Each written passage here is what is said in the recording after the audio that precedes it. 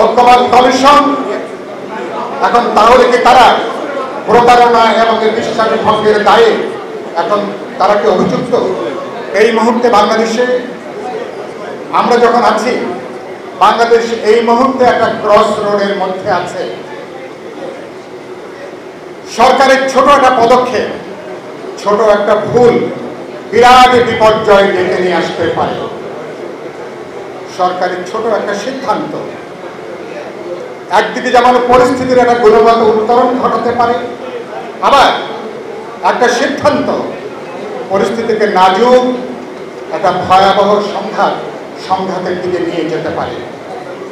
আমি আশা করব সরকার বুদ্ধি, বিবেচনা, প্রজ্ঞার পরিচয় দিয়ে তারা পুরো পরিস্থিতি, তারা গণতান্ত্রিক অভিযাত্রার পথ, সেই পথে তারা বিবেচনার মধ্যে তারা রাখবেন। ঐক্যমত্য কমিশন দীর্ঘ আলোচনার পরে আমি দেখছি তারা সরকারের কাছে তারা যে সুপারিশ দিয়েছেন অনেকটা পর্বতের মুশিক প্রসবের মতো। দীর্ঘ আলোচনা এবং সরকারের এই প্রস্তাবনাকে ইতিমধ্যে আমাদের তরুণদের দল এনসিপি এটাকে প্রতারণা হিসেবে তারা আখ্যায়িত করেছে। বিএনপি মির্জা ফখরুল ইসলাম আলমগীর দলের মহাসচিব এখানে তিনি বসে আছেন, ইতিমধ্যে তারা এক ধরনের বিশ্বাসঘাতকতা, এক ধরনের প্রতারণা হিসাবে তারা আখ্যায়িত করেছেন। খুবই দুর্ভাগ্যের এটা, এবং এই শব্দ বাক্য আমাদেরকে শুনতে হচ্ছে। তার মানে ঐক্যমত্য কমিশন এখন তাহলে কি তারা প্রতারণা এবং বিশ্বাস ভঙ্গের দায়ে এখন তারা কি অভিযুক্ত? তারা যেটুকু আমরা সম্মত হয়েছি সেই প্রস্তাবনা দেওয়ার কথা আমরা বলেছি, আমরা যে আলাপ আলোচনা করেছি। ডাবল ধামাকা অফার, ওয়ালটন ট্যাবলেট পাওয়া যাচ্ছে নতুন ছাড়কৃত মূল্যে। ভিন্নমত মানে নোট অফ ডিসেন্ট সেখানে ছিল, এটাকে বাদ দিয়ে কোন প্রস্তাবনা আপনাদের দেবার কথা না। আপনারা এটা কেন করলেন 48 ঘন্টায় তার কোনো ব্যাখ্যা দেবার আপনারা প্রয়োজন মনে করেন। দ্বিতীয়ত, এই সরকার তার একটা অন্তর্বর্তী সরকার, বিদ্যমান সংবিধান এবং সংবিধানের 106 ধারাতে রেফারেন্সের ভিত্তিতে সরকার শপথ গ্রহণ করেছেন।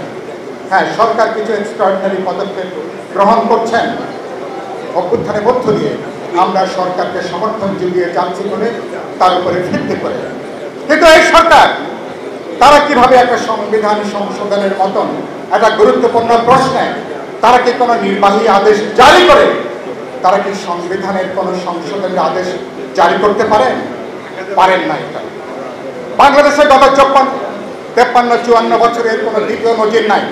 সারা দুনিয়ায় সংসদীয় ইতিহাসে এর কোনো দ্বিতীয় নজির নাই।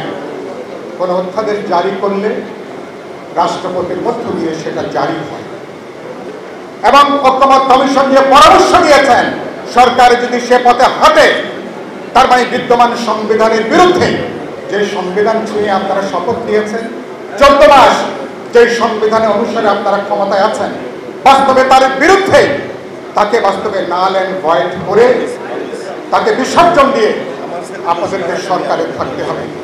এই ম্যান্ডেট আমরা আপনাদেরকে দেই নাই, এই এখতিয়ার অন্তর্বর্তী সরকারকে আমরা কেউ দেই নাই। খুবই দুর্ভাগ্যের কথা, ঐক্যমত্য কমিশন কিভাবে এরকম একটা প্রস্তাবনা তারা দেয়। তারা বলছেন কি বিশেষজ্ঞদের পরামর্শে আমরা এগুলো দিয়েছি। আরে বিশেষজ্ঞরা তো 101টা পরামর্শ তারা প্রদান করতে পারে, কিন্তু আপনারা কোন পথে হাঁটবেন?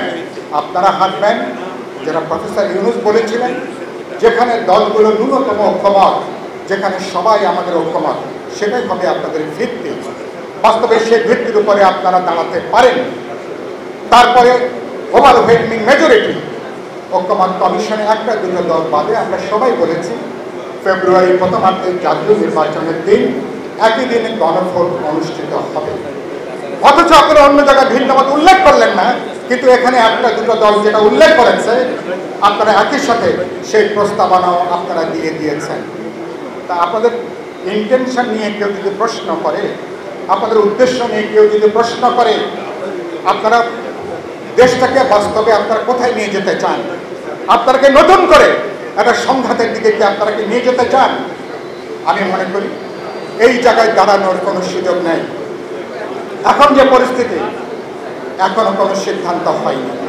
সরকার, আমি আশা করব ঠান্ডা মাথায় সরকার সংকট উত্তরণের পথ থেকে তারা বেরিয়ে আসতে পারে।